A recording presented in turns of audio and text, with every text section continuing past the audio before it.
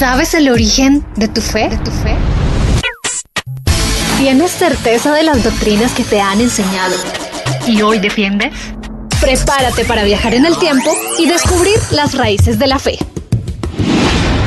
En Raíces de la Fe, Wilson Méndez. Hola, bienvenidos a Raíces de la Fe. Este es nuestro episodio número 24. Hoy vamos a hablar acerca de las riquezas y la Biblia. Este tema genera dos posiciones en la mayoría de creyentes. En algunos genera un absoluto rechazo y en otros genera un apetito desaforado por el hablar del dinero y por comprobar siempre a la luz de la Escritura que todo creyente, que toda persona que siga la fe tiene que ser rica. De alguna manera, algunos versículos mal interpretados han dado lugar a lo que se llama hoy la teología de la prosperidad. Sin embargo, por el hecho de querer evadir todo lo que sea una mala interpretación, de pronto nos estamos perdiendo algunas bendiciones que son para nosotros. Y eso es lo que vamos a descubrir hoy en Raíces de la Fe, a través de la Biblia. ¿Qué dice la Biblia acerca de las riquezas? Tengan en cuenta algo. Al final de este episodio, probablemente usted va a tener que definir su posición, si es que hasta la fecha no lo ha hecho. ¿Cuál es su posición frente a las leyes que Dios le dio a Moisés y frente al Antiguo Testamento? Para nadie es un secreto que se ha enseñado desde hace muchos años y se ha transmitido a los creyentes que todo lo que tenga que ver con la ley está fuera de nosotros y que ya lo tenemos que rechazar. Sin embargo, es interesante que todas las bendiciones que están prometidas en la Biblia se relacionan al cumplimiento de las leyes que Dios dio. Entonces, si la ley que Dios le dio a Moisés está anulada, se caen todas las bendiciones. Y eso lo vamos a comprobar a la luz de la Escritura.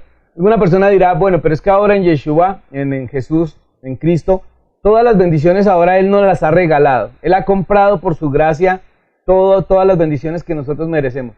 Vamos a mirar si eso lo comprueba la Escritura o no lo comprueba la Escritura. Como en todos los temas que estudiamos acá en Raíces de la Fe, siempre empezamos mirando cuál es la primera mención de ese tema en la Escritura. Entonces vamos a empezar mirando Génesis capítulo 1, versículo 26 al 28, donde se narra que es Dios, el Padre Celestial, el Creador de todo, quien tiene la iniciativa de que el hombre tenga posesiones materiales. Es Dios. Dice así la Biblia. Génesis 1, 26. Entonces Elohim dijo, hagamos a la humanidad a nuestra imagen, conforme a nuestra semejanza, y reinen sobre los peces del mar, las criaturas que vuelan en el cielo, los animales y sobre toda la tierra y sobre toda criatura que se arrastra sobre la tierra. Así que Elohim, Dios, creó al hombre. A la imagen de Elohim lo creó, macho y hembra los creó. Y los bendijo diciendo, sean fructíferos, multiplíquense, llenen la tierra y sométanla. Tengan dominio sobre los peces del mar, las criaturas que vuelan en el cielo, sobre todo ganado de la tierra y toda criatura viviente que se arrastra en la tierra. Es decir, cuando Dios termina de hacer toda la creación, Dios hace el universo, Dios hace el planeta Tierra y toda la narración que está escrita en Génesis. Y entonces hace los peces, crea las aves, crea los animales terrestres y luego, como sello de toda su creación, hará al ser humano y le entregará al ser humano el dominio sobre todo lo creado. Es decir, que la primera posesión, la primera riqueza que tiene el ser humano sobre la tierra, se la ha entregado Dios mismo. Dios crea todo y luego se lo entrega para que el ser humano domine sobre eso, ¿sí? Se multiplique, obtenga sustento de la tierra, de los vegetales, porque en principio el ser humano solo se le va a permitir comer el fruto de las plantas, ¿sí? Y las plantas mismas, posteriormente es que se le va a permitir comer animales, pero en principio Dios es el que le entrega al ser humano una propiedad. Es decir, que bíblicamente está apoyado que los bienes materiales son entregados por Dios al ser humano. ¿Qué ocurre después? Cuando Adán y Eva nos narra la Biblia que ellos pecan, desobedecen a Dios y ahora son sus hijos los que van a tener bienes y los que van a tener propiedades. Génesis 4:3 al 4 dice, en el curso del tiempo, Caín trajo una ofrenda a Yahweh del producto de la tierra. Y Abel trajo también el primogénito de sus ovejas, incluyendo su grasa. Yahweh aceptó a Abel y su ofrenda. No vamos a discutir cuál es la escena acá de carácter espiritual, de carácter de ofrenda, sino lo que tiene que ver con las posesiones. Caín es agricultor y él trae del fruto de la tierra. Abel es ganadero y él trae el primogénito de sus ovejas. Es decir, que tienen bienes materiales, tienen propiedad. ¿La compraron, la adquirieron, se posesionaron de eso? No lo sabemos, la Biblia no lo dice. Dice que Caín trae el fruto de lo que ha obtenido de la tierra porque él es agricultor. Y dice que Abel trae el primogénito de su ganado. Tienen bienes materiales. La historia sigue y nos hablará la Biblia de Noé. Noé capítulo 6, versículo 13. Dice así: y dijo Elohim, Dios, a Noé: el fin de toda carne viene ante mí, por cuanto la tierra se ha llenado de violencia a causa de ellos. He aquí yo la destruyo con la tierra.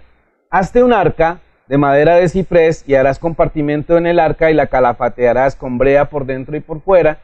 Y el versículo 22 del 6 dice: e hizo Noé conforme a todo lo que se le había ordenado Dios, así lo hizo.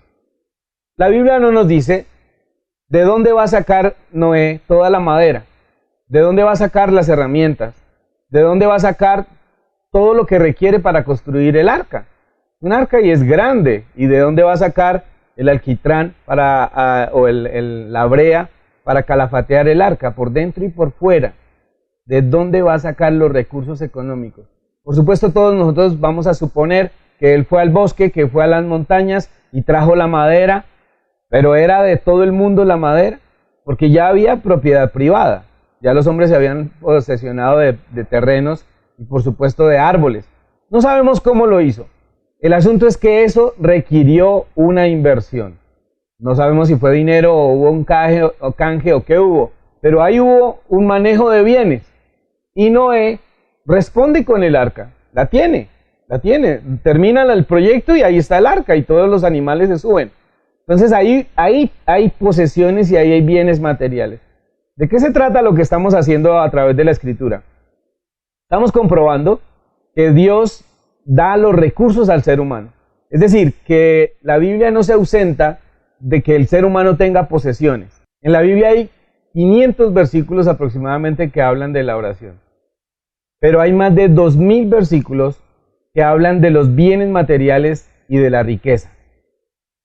Uno de los temas principales de la Biblia, a pesar de que habla de la fe y de la salvación, pero uno de los temas principales de la Biblia es la riqueza, son los bienes materiales, la administración, cómo se pueden utilizar para el beneficio del ser humano. De manera que este tema no lo podemos aislar de nuestra fe. Acá vemos a Noé que tiene que responder con un arca, tiene que hacerla, no nos dice cómo, pero tuvo que conseguir recursos económicos o alguna clase de trueque. Sin embargo, son posesiones que Dios le está permitiendo a Noé que sostenga. En la historia bíblica, luego viene en el capítulo 9, y cuando salen del arca, vean lo que dice el versículo 9. Bendijo Dios a Noé y a sus hijos y les dijo: fructificad y multiplicaos, llenad la tierra. Lo mismo que le dijo a Adán y Eva, como si la humanidad volviese a comenzar. Y luego dice: todo temor y pavor de vosotros sea sobre todo animal de la tierra y sobre toda ave de los cielos, y todo lo que se mueve sobre el suelo y en todos los peces en vuestra mano son entregados. Es decir, otra vez viene Dios y le entrega al comienzo pues de la creación, que ahora será Noé, porque todo ha pasado. Todo lo que se mueve y vive os servirá de alimento. Lo mismo que la hierba verde, os lo he dado todo. Solo que no comeréis la carne con su vida, que es la sangre. Acá se le autoriza a Noé que empiece a comer animales. Sin embargo, vuelve a comenzar la historia. Y el ser humano, ahora Noé, representado con su esposa, sus hijos y sus respectivas esposas, son el comienzo de todo otra vez. Y otra vez Dios les entrega todo lo que hay. La historia dirá que Noé va a sembrar un viñedo y va a tomar las uvas, va a fabricar vino y se va a emborrachar. Es su viña, son sus uvas, es su vino y por supuesto pues su borrachera, porque todo es de él. Dios se lo ha entregado. Dios se lo ha entregado a Noé y vuelve a comenzar la historia. 10 generaciones después de Noé viene Abraham. Y el capítulo 12 del libro de Génesis dice: ahora bien, Yahweh había dicho a Abraham: vete de tu tierra y de tu parentela, de la casa de tu padre, a la tierra que te mostraré, y haré de ti una nación grande, te bendeciré, engrandeceré tu nombre y serás bendición. Dios convence a Abraham con varios argumentos.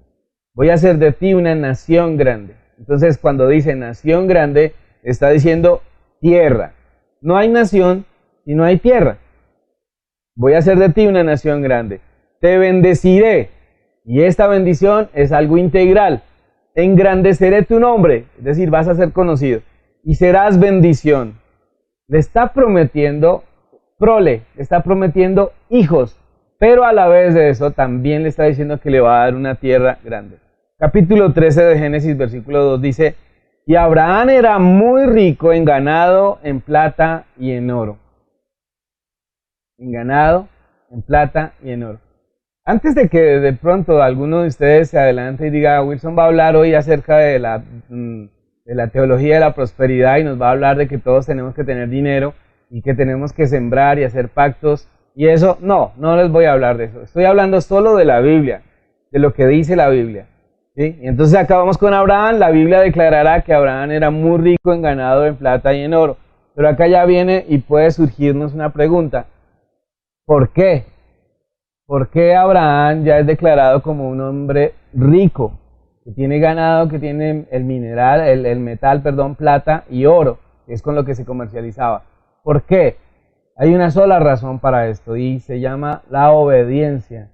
Abraham está obedeciendo a lo que Dios le ha dicho, a lo que Dios le está ordenando. Ahora, todos sabemos que Abraham y Sara no tienen hijos. Y ahí en esos capítulos se va a desarrollar la historia de que Abraham tiene un hijo, es con la concubina, con Agar, tiene a Ismael. Y ahí va a haber un rollo bien extraño ahí con Ismael, porque se van a tener bronca con Isaac cuando nace. Después de que Abraham ya es muy rico y ya es anciano, ya ha muerto Sara, en el libro de Génesis dice 25:5 de Génesis, dice: pero Abraham dio todo cuanto tenía a Isaac. Es decir, que la riqueza que ha acumulado Abraham, ahora se le pasa a su hijo Isaac. Y ahora Isaac es un hombre rico, es un hombre con posesiones, es un hombre con ganado. ¿Qué sigue ahí en la historia bíblica? Isaac va a conseguir su esposa. Recuerden que Abraham manda a su siervo a conseguir una esposa de su misma familia. Y llega ella. Tienen 2 hijos que se llamarán Esaú y Jacob. Y Esaú y Jacob también heredan la herencia de su padre, de Isaac. Por supuesto la de su abuelo.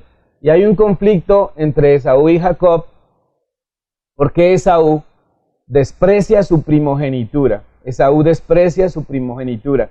Y Jacob sí sabe las ventajas de la primogenitura. Entonces un día que Esaú llega hambriento de cazar y no quiere cocinar, y Jacob ha cocinado. Yo creo que Jacob tenía todo esto planeado. Bueno, ese es mi punto de vista.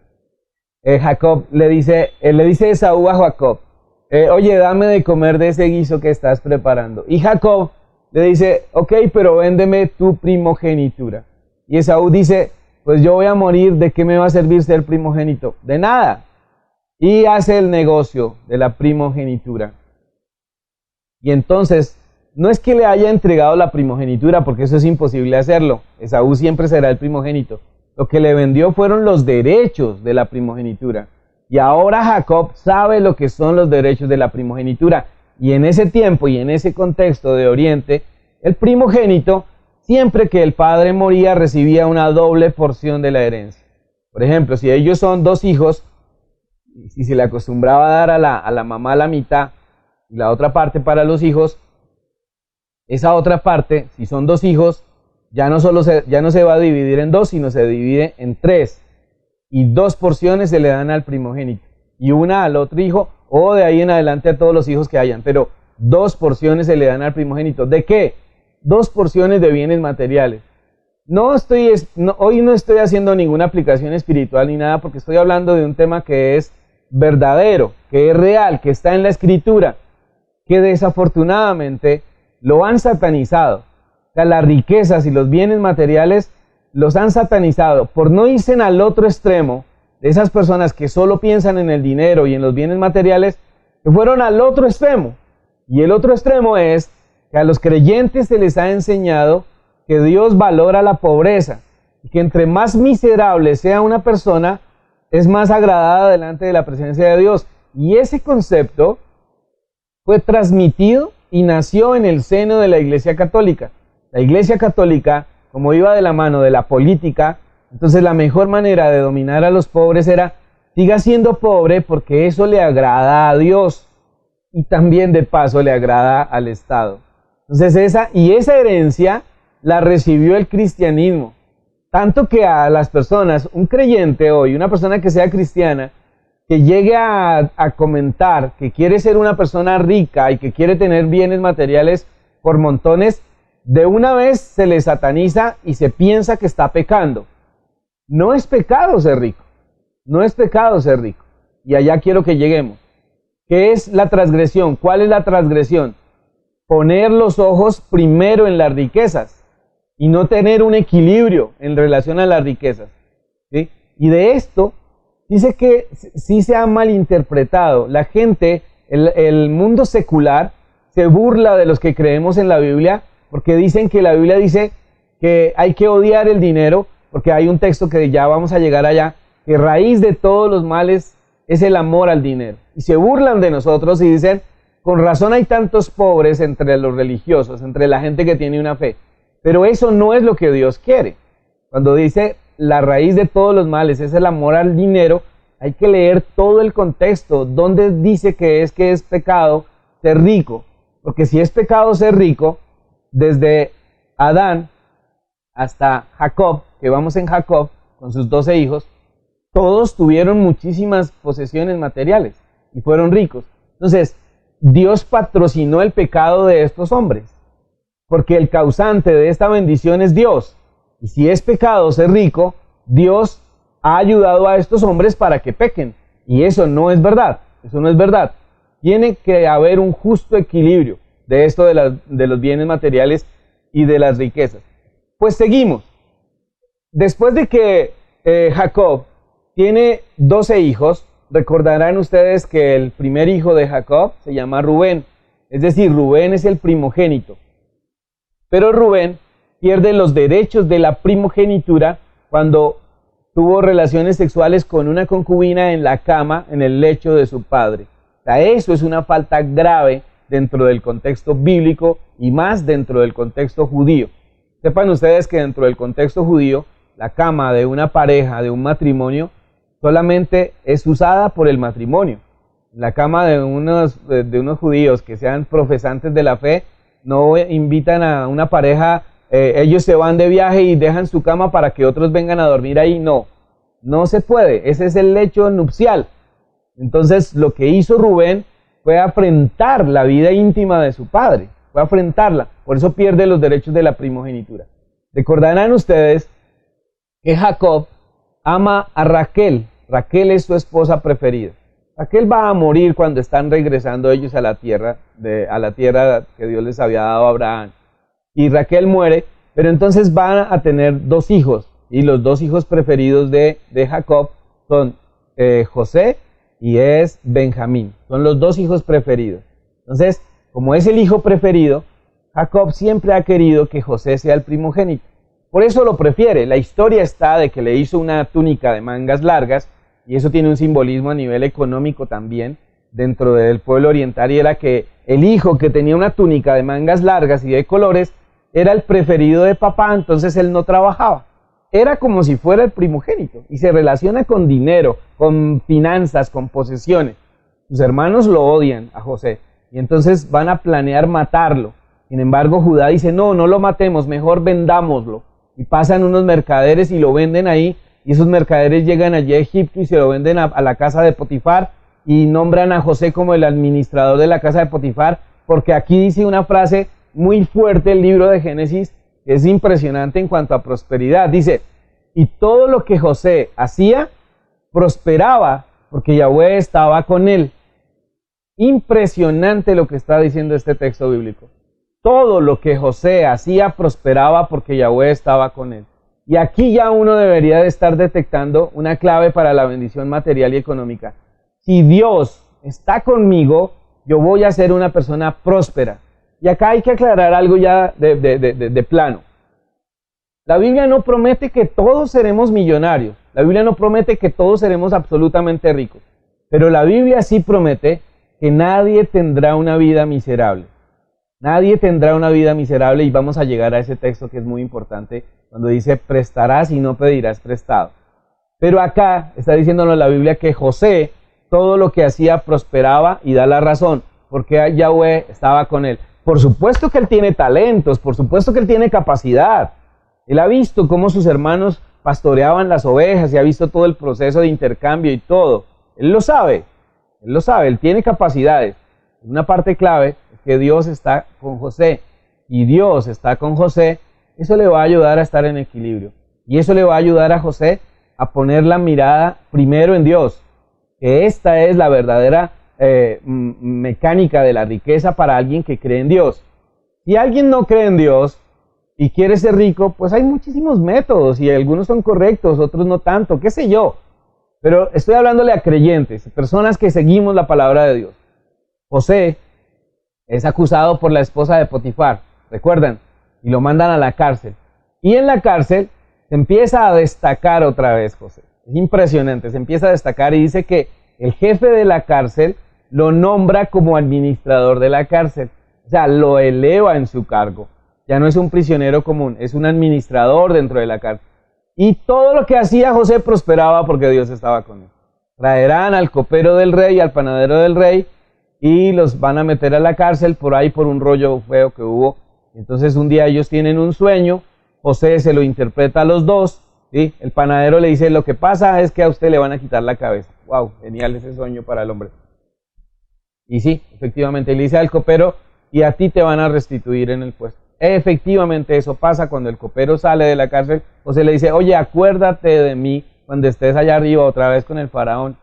O sea, pidiéndole como ayuda a alguien externo y dejando de confiar en que Dios hace todas las cosas a su tiempo.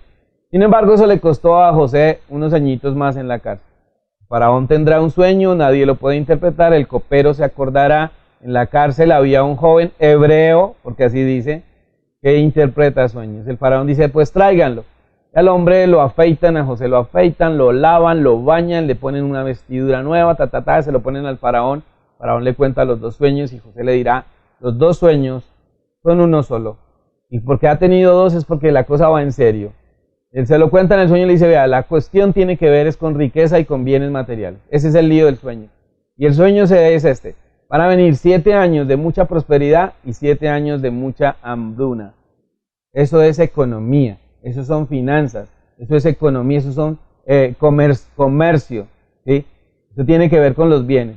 Entonces dice José, y ahí es donde se ve la astucia de José, porque le dice a Faraón, yo le recomiendo que nombre a alguien que sea muy pilo y que ayude a administrar esto, porque la cosa va en serio y esto va a estar grave. El Faraón, cautivado por este joven, dice, pues ¿a quién más vamos a poner sino a ti? Y lo nombran segundo en el reino. Y entonces cuando empieza a haber bonanza y empieza a haber prosperidad, pues imagínense ustedes eso. Todo el mundo gastando y comprando y no sé qué, irían a centros comerciales, viajes y todo lo que pudo haber en ese tiempo. Y empiezan a gastar y a derrochar. José empieza a almacenar, ¿sí?, la cosecha y empieza a hacer ciudades completas de almacenaje. Y esta es otra lección bíblica. Ya le di una, y una es que Dios esté con nosotros. Esta, guardar provisión para los días malos, porque no siempre nos va a ir bien en todo lo que hacemos. Y José lo hace, guarda provisión. Cuando empieza el hambre, la gente, como tiene muchísimo dinero y van y compran a las bodegas de José. José les vende, se les acaba el dinero. Entonces vienen donde José y José les dice, pues ustedes tienen ganado, tráiganlo. Traen el ganado, se llevan el trigo, los alimentos los gastan. Y ahora se nos acabó esto. Entonces José les dice, bueno, entonces denme la tierra. Ahora el faraón se va a posesionar de todas las tierras, va a apoderarse de todas las tierras, a cambio de mercancías, de alimentos. Se les acaba.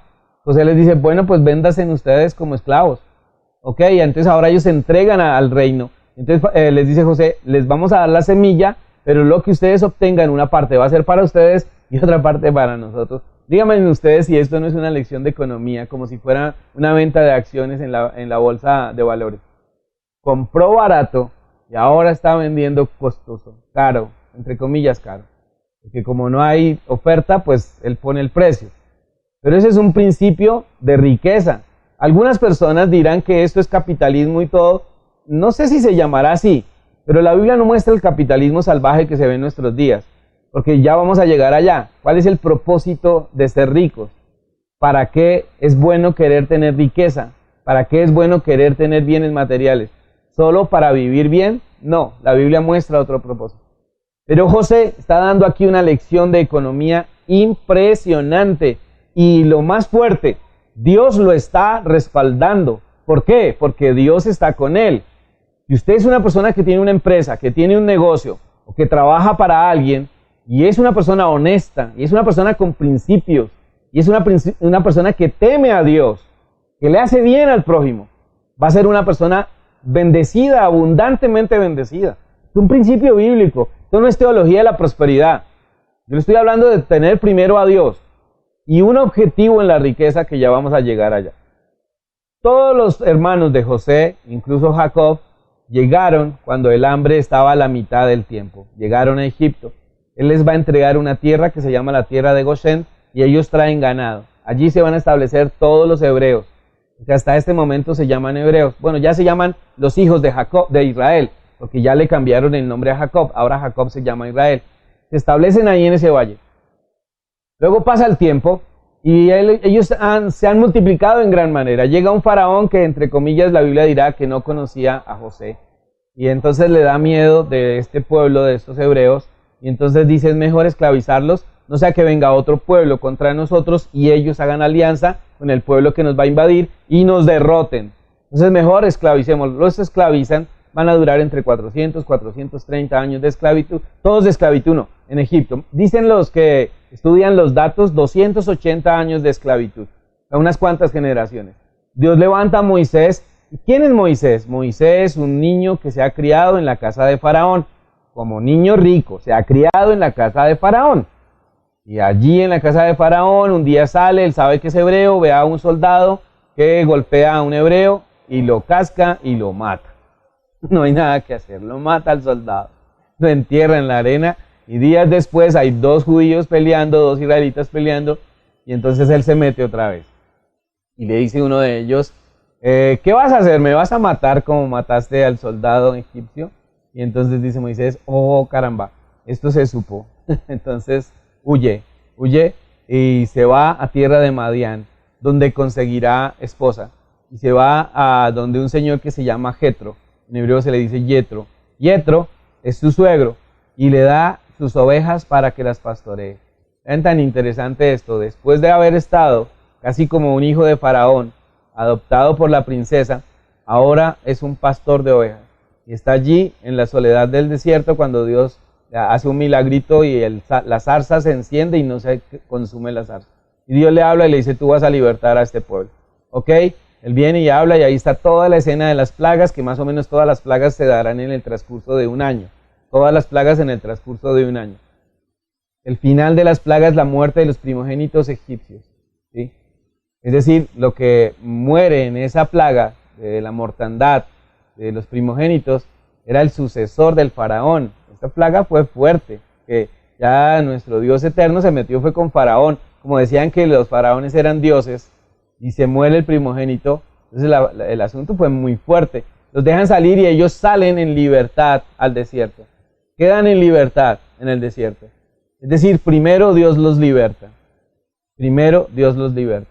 Luego pasan el Mar Rojo y estarán 50 días después de haber salido de Egipto, estarán en las faldas del monte Sinaí.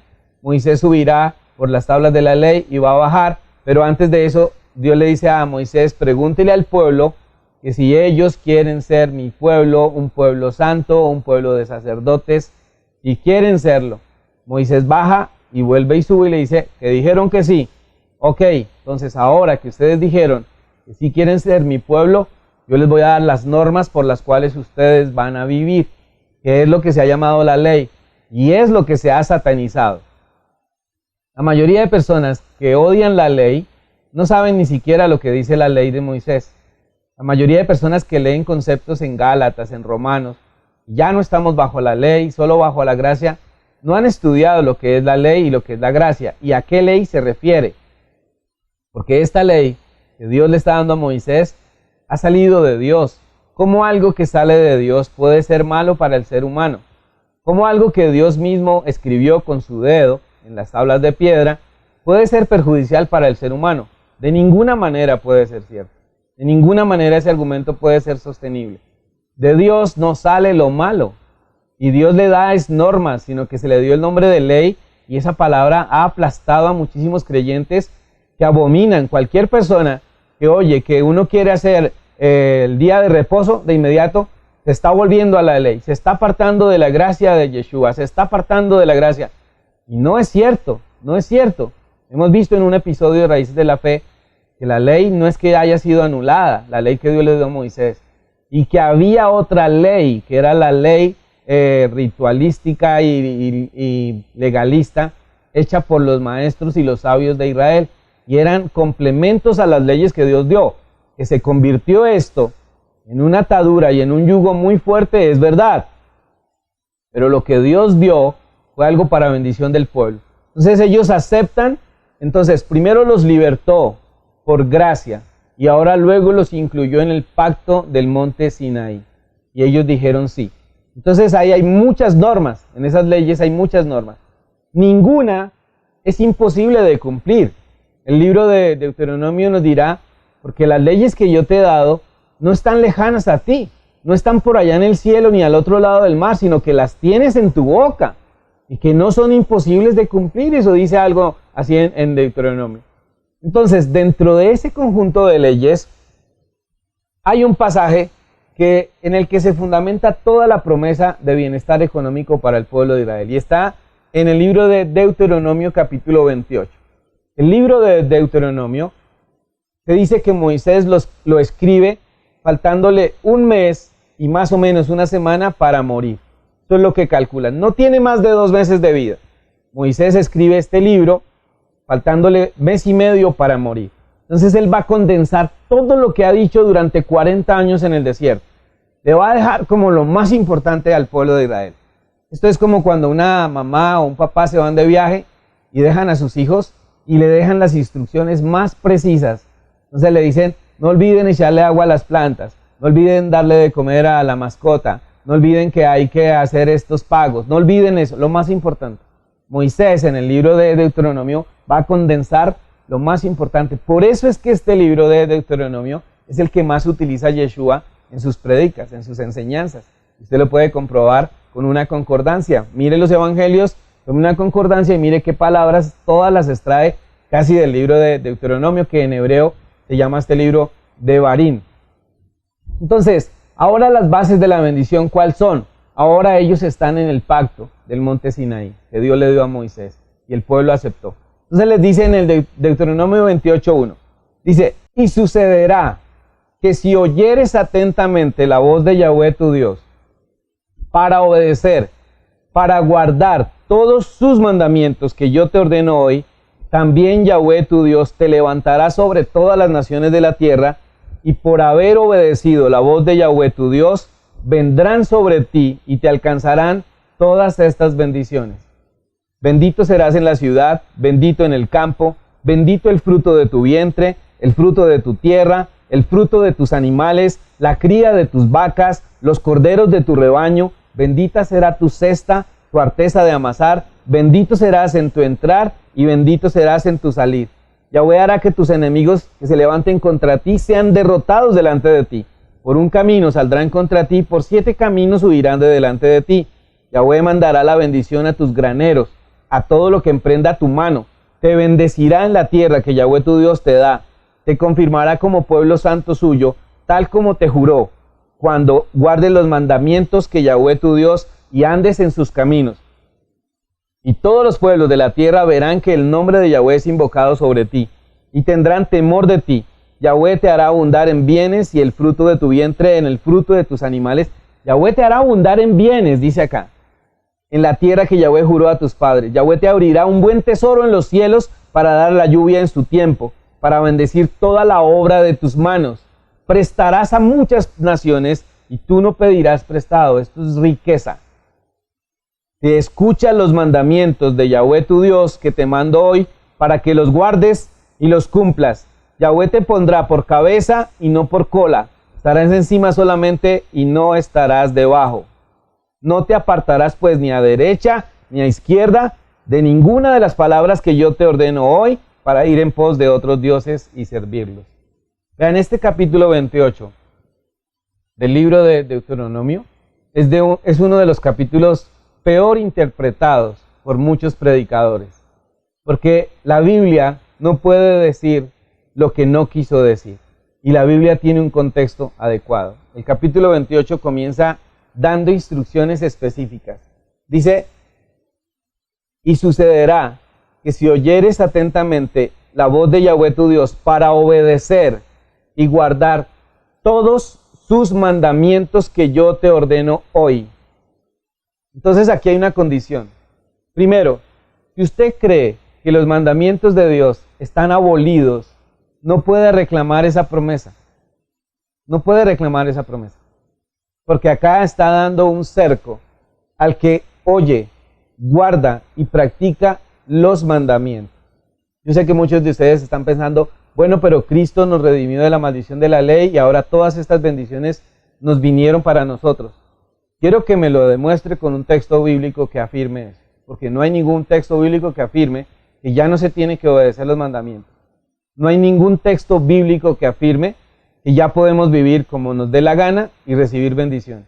Y ese es uno de los grandes problemas de los dogmas heredados de la Iglesia Católica, que afirma que las leyes fueron solo para los judíos y que solo fueron para ellos. Si usted quiere hacerse merecedor de estas bendiciones, tiene que saber cómo se cumplen los mandamientos. Y vuelvo y le digo algo que lo he dicho en muchos episodios. Todos los mandamientos que Dios le dio al pueblo en el monte Sinaí ya no están vigentes, porque muchos fueron circunstanciales, muchos fueron de orden ritual, muchos fueron para ese país como tal, como Israel, en el área de la agricultura. Pero hay muchos mandamientos que tienen esencia para nosotros, como amar al prójimo, como ayudar al pobre, como ser honestos en lo que vendemos.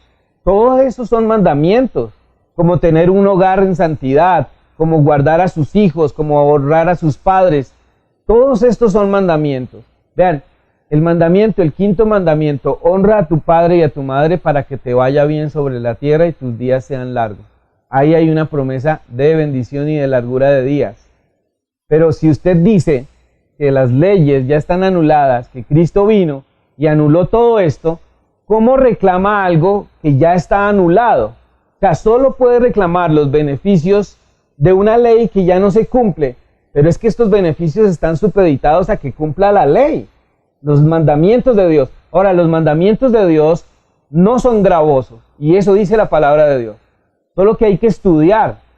No solamente piense que cuando estamos hablando de mandamientos, estamos hablando de cosas rigurosas que esclavizan al ser humano. Eso no es verdad. Todos los mandamientos en esencia son buenos. Lo que pasa es que se ha satanizado esa teoría. Entonces vea, si usted quiere hacerse acreedor a estas bendiciones, tiene que conocer los mandamientos de Dios y tiene que saber cuáles tiene que obedecer, porque están en vigencia. Entonces, por ejemplo, hay mandamientos de ayudar al pobre. Eso es un mandamiento. Hay mandamientos de ser honestos, de no vender nada con trampa. Hay mandamientos de cuidar la familia. Hay mandamientos de que cuando en ese tiempo eran agricultores, sembraban, dejaban una parte para el pobre. Y son muchos mandamientos que usted los analiza y no son malos. El problema es cuando usted cree que para recibir más bendición de Dios o acercarse más a Dios, tiene que convertirse a la religión del pueblo judío.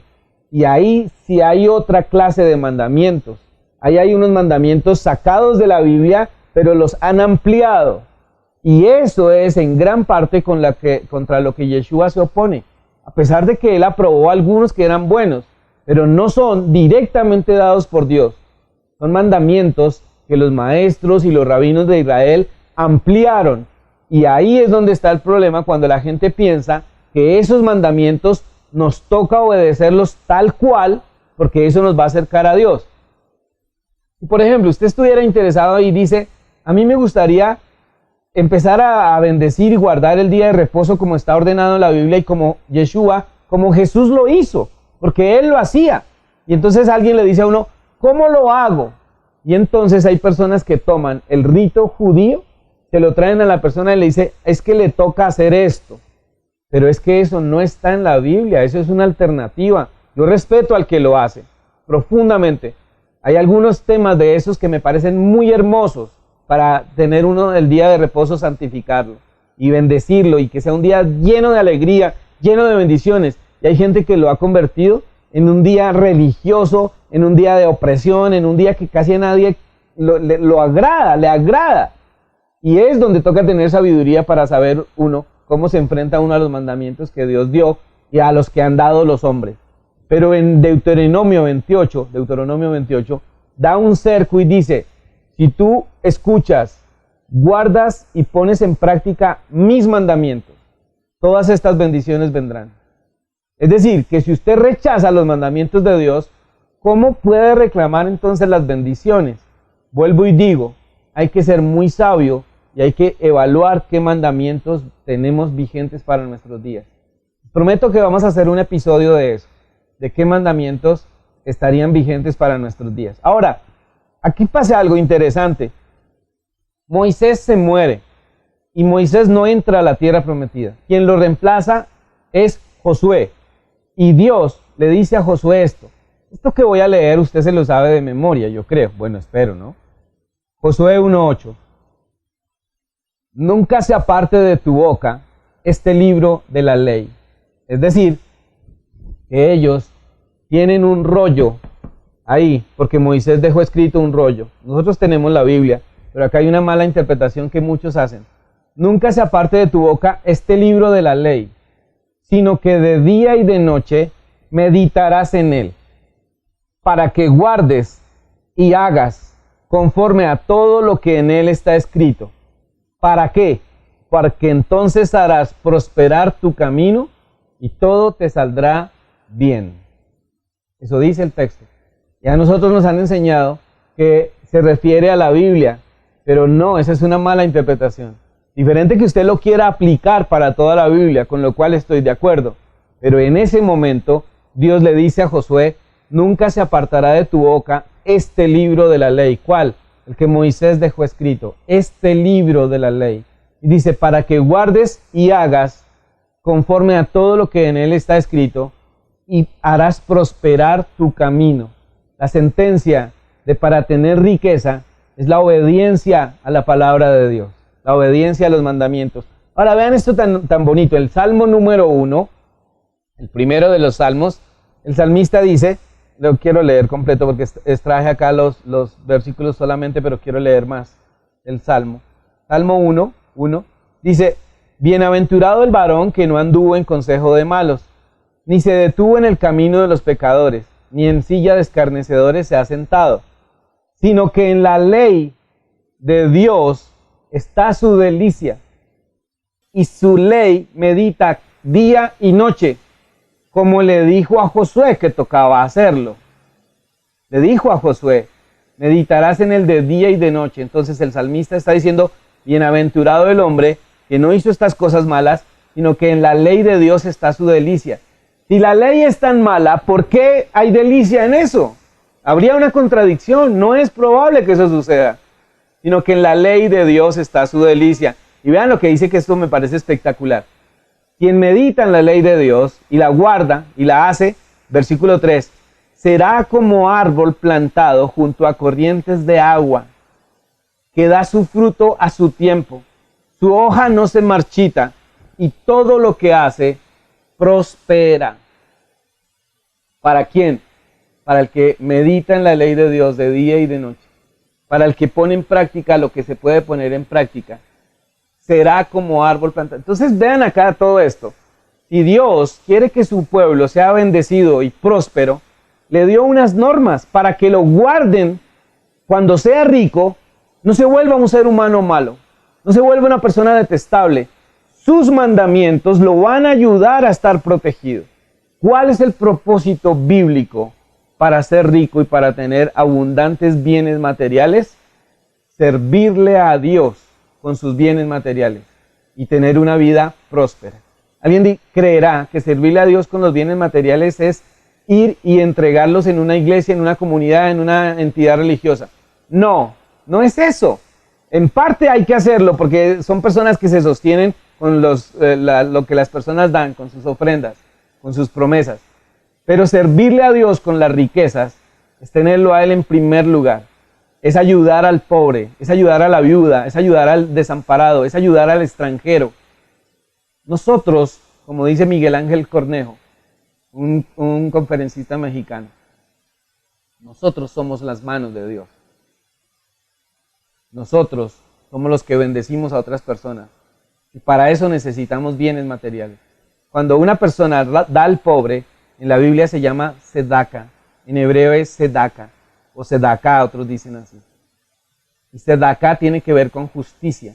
Y la justicia es, si yo tengo bienes materiales y una persona no tiene, yo le voy y le doy para que esa persona por lo menos ascienda de nivel y esté igual que yo y pueda comer, pueda tener un techo, pueda tener una vivienda, pueda tener cobijas, pueda tener en donde refugiarse.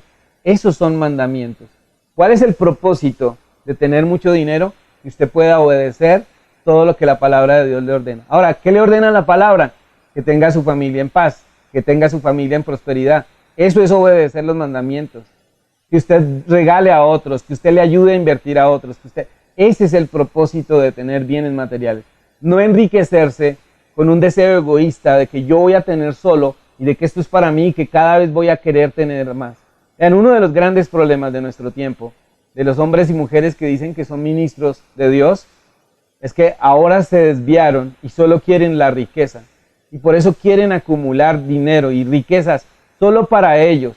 Y pueden tener personas en su organización que les pagan sueldos miserables. Es más, convencen a algunos para que vayan y trabajen gratis. Y les meten el cuento de, hágalo para la gloria de Dios, para la honra y gloria de Dios. Eso no es justo y la Biblia no enseña eso. La Biblia enseña en los mandamientos que hay que pagarle a cada persona que hace su labor. La Biblia enseña que al trabajador no se le debe retener el sueldo una noche, el día que se le debe pagar. Esos son mandamientos, esas son leyes de Dios. De pronto usted no las conoce, porque como se ha satanizado la ley, pero acá está diciendo el salmista, esa persona que se deleita en la ley de Dios es porque encuentra que los mandamientos que Dios le ha dado son para su beneficio. Es como un hijo que se opone a su padre porque su padre le pone normas y le dice, debes levantarte a tal hora, debes comer de tal forma, debes hablar así en nuestra casa, debes hacer estos oficios. Y el hijo dice, es que estas normas me están perjudicando, mejor me voy a vivir solo. Se va a convertir de pronto en una persona indisciplinada, en una persona que no surge, porque se opuso a las normas que su padre le puso, que en principio fueron difíciles, pero a la larga se va a dar cuenta que lo ayudan a formar. Eso es lo que hace la palabra de Dios. Las normas de Dios nos garantizan la riqueza. Y hay muchas de esas leyes vigentes, sí. El Mesías no las anuló, eso es mentira. Él dijo, yo no vine a anular la ley, ni los profetas, vine a cumplirlas. Tanto así que el Mesías va a enseñar una parábola en Mateo capítulo 13, versículo 22, la parábola del sembrador. Y dice que la semilla, parte cayó entre espinas, y dice, la semilla que cae entre espinas es el que oye la palabra, pero el afán del mundo y el engaño de las riquezas ahogan la palabra. No es que se oponga a las riquezas, es el afán del mundo lo que hace a usted desviarlo y dejar de poner la mirada en Dios y ponerla en la riqueza. Que eso es a lo que se opone Santiago. Santiago dice en el capítulo 5, dice, vamos ahora ricos, llorad y aullad por las miserias que están por venir sobre vosotros. ¿Por el solo hecho de ser rico? No, sigamos leyendo. Vuestras riquezas se han podrido, vuestras ropas están comidas de polilla, pero eso no pasa. ¿Por qué está diciendo esto Santiago? Vuestro oro y vuestra plata se ha enmohecido, y su moho testificará contra vosotros, y consumirá vuestras carnes como fuego. He aquí, clama el jornal retenido por vosotros de los obreros. Ahí está dando la razón de estos ricos que son ricos, malas personas, porque retienen el jornal de vuestros obreros, que ciegan vuestras tierras los obreros, y el clamor de ellos ha llegado a los oídos del Señor de los ejércitos. Santiago se opone a los ricos que maltratan a sus empleados y que les retienen el salario. Versículo 5 dice, habéis vivido los deleites de la tierra y habéis sido disolutos. Habéis engordado vuestro corazón como en un día del degüello. Habéis condenado y dado muerte al justo sin que os hiciera resistencia. La razón no es la riqueza, la razón es la persona. El problema no es la riqueza, el problema no es el dinero, el problema es el ser humano con un corazón torcido. ¿Sí? Dice Pablo escribiéndole a Timoteo, porque nada trajimos al mundo y nada nos podremos sacar. Así que, teniendo sustento y abrigo, estoy contento con esto. Dice uno de los libros de la literatura judía, dice, ¿quién es rico? Rico es el que es contento y feliz con lo que tiene. Y si es feliz con poco, es rico. Y si es feliz con mucho y lo sabe administrar, es rico. Sigue diciendo Pablo, 1 Timoteo 6:9. Pues los que quieren ser ricos caerán en tentación y en trampa y en muchas codicias insensatas y dañinas, las cuales hunden a los hombres en destrucción y perdición. Porque raíz de todos los males es el amor al dinero, el cual, codiciando algunos, se descarriaron de la fe y se traspasaron a sí mismos con muchos dolores. ¿Cuándo es dañino el dinero? Cuando nos desvía y nos hace salir del camino, lo está diciendo el versículo. El amor al dinero es la raíz a todos los males. Pero cuando uno tiene a Dios y tiene dinero y tiene riquezas, ahí está el equilibrio. Por eso José nunca transgredió los mandamientos. Por eso todos los siervos de Dios en la historia del pueblo de Israel, después de Josué, tuvieron muchas riquezas, pero cuando se separaron de Dios, del camino de Dios, se pervirtieron. El problema es la riqueza. Si yo le muestro a usted un cuchillo y le digo, ¿este cuchillo es bueno o es malo? Usted me dirá, depende para lo que yo lo use. Si yo lo utilizo en mi cocina haciendo una preparación de una receta, es muy bueno. Si yo lo utilizo para asesinar a alguien, es muy malo. Es muy malo. Vea Pablo escribiéndole a los filipenses lo que dice. No lo digo movido por la necesidad, porque he aprendido a estar satisfecho con lo que tengo. Sé vivir en estrechez y sé vivir en abundancia. Es decir, que Pablo sabía lo que era tener riquezas y sabía lo que era estar en escasez. ¿Cómo concluimos entonces este tema de las riquezas en la Biblia? Primero, que si nosotros queremos ser ricos y queremos tener abundancia de bienes materiales, no es ningún pecado, no es ninguna transgresión. Segundo, que Dios quiere que lo seamos, que seamos ricos, si es la voluntad de cada uno de nosotros. No estamos obligados a que todos queramos ser ricos.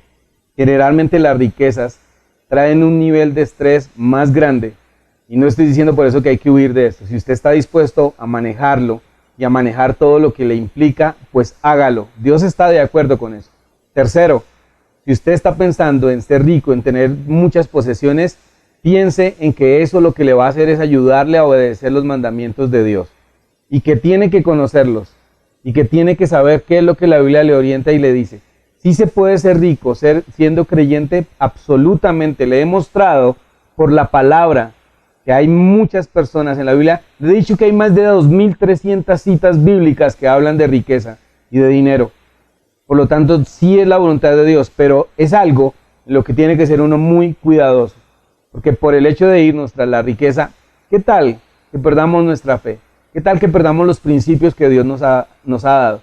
¿Podemos serlo? Sí, podemos serlo. Ahora, esto no solo depende de Dios, que Dios le mande riquezas desde el cielo porque usted es muy obediente. La obediencia a los mandamientos también se trata de que usted no sea perezoso. Eso es un mandamiento, no ser perezoso. Es un mandamiento ser diligente. Es un mandamiento trabajar 6 días y descansar 1. Es un mandamiento capacitarse, instruirse. Todos esos son mandamientos. No creamos que los mandamientos son solo religiosos. Los mandamientos se relacionan con la vida del ser humano. No va a esperar usted que Dios le dé riqueza sin trabajar, sin capacitarse, sin ser una persona hábil para hacer negocios, sin ser una persona hábil para hacer mercadeo o contratar a alguien que se lo haga. O sea, esto no es de magia, esto no es que Dios le manda a usted la riqueza solo, usted tiene que aprender a hacerlo. Dese cuenta lo que hablamos al comienzo. Caín era agricultor, Abel era ganadero, cada uno especialista en un área de producción. Y hoy tiene que ser así. Es la voluntad que nosotros seamos personas prósperas, sí. Quizás todos no seremos millonarios, pero Dios no quiere que haya miseria en su pueblo. Por eso hoy dice, serás cabeza y no serás cola. ¿Cuándo? Cuando seas obediente. Y obediente tiene que ver con capacitarse, con trabajar fuerte, con esforzarse, con dejar la pereza a un lado, con ser disciplinado. Todo eso está en los mandamientos. Como les dije hace un momento, algún día vamos a tomar un episodio para mirar los mandamientos que debemos obedecer. Nos vamos a sorprender. Por ahora, si usted es una persona que quiere tener bienes materiales, enfóquese bien, no permita que las riquezas lo desvíen de Dios. Porque si Él es el primero, de ahí en adelante todas las cosas uno las puede tener en la justa medida. Capacítese, busque a Dios, mire hombres que en la Biblia están las historias, cómo se perdieron por ir tras las riquezas. El mismo rey Salomón es un ejemplo de esto. Su riqueza y su poder lo llevaron a mezclarse con mujeres de otros pueblos, con idolatría, con meter idolatría al templo de Dios, con desviarse del camino. Pero fue un hombre muy próspero. Llegará un momento en que dice a Dios que ya no quiere que le dé riquezas ni pobrezas. Si le da demasiada riqueza se olvida de Él. Si le da pobreza lo va a maldecir. Dese cuenta que no es fácil. Pero si usted ha decidido hacerlo, hágalo, prospere en su camino, tenga abundancia, pero no se separe de Dios. Y tenga cuidado con lo que Dios le da los recursos. No los despilfarre, protéjalos, guárdelos, ayude a su prójimo. Eso está muy bien. Hemos llegado al final de este episodio de Raíces de la Fe. Usted tiene un correo electrónico para escribirnos, raicesdelafe1@gmail.com. Nos puede seguir también en Instagram y en nuestro fanpage. Raíces de la Fe, estamos siempre así, Raíces de la Fe. Puede escuchar estos episodios solamente como podcast en Spotify y en iVoox. Los domingos recuerde que tenemos una cita a las 10 de la mañana donde estamos predicando la palabra de Dios en contexto. Ya muy pronto vienen los episodios de cada libro de la Biblia. Se va a escuchar qué es cada libro, qué dice, quién lo escribió, en qué fecha, todo eso. De todos los 66 libros de la Biblia va a escuchar ustedes, para que usted sepa cómo interpretar la Biblia, de qué habla cada libro y en qué época fue escrito. Para todo el equipo de Raíces de la Fe, que aunque ustedes solo me ven en ocasiones solo a mí, hay un equipo de personas que están trabajando para que estas emisiones de Raíces de la Fe lleguen a su casa. Muchísimas gracias a todos, escríbanos, estemos en contacto, mil bendiciones a todos. Recuerda, las enseñanzas de Wilson Méndez las puedes encontrar en video, en el canal de YouTube Raíces de la Fe. Suscríbete hoy y para activar las notificaciones, dale clic en la campana.